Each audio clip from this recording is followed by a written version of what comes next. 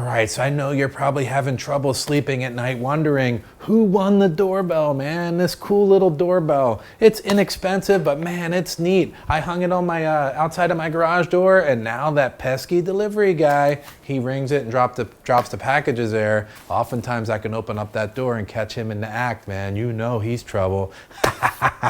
All right, so let's get right to it. Who won the cool wireless doorbell? Well, let's find out right here.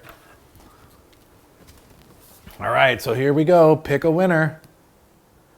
Randy Craig, beside the stone wall on the grass. Laugh out loud.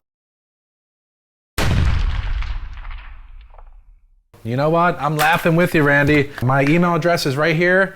HawaiiTeslaDetailing@gmail.com. Shoot me an email with your address and I'll mail it out to you right away, buddy. You're gonna like it, man. It's awesome, good stuff. If you guys are enjoying this little Easter egg hunt with some free stuff in the Easter egg, let me know down in the comments down below, man. That would be awesome. And we'll be getting you your doorbell right out to you, man, and you can hook it up wherever you want, do whatever you want with it, man. I'm happy with it, it's awesome.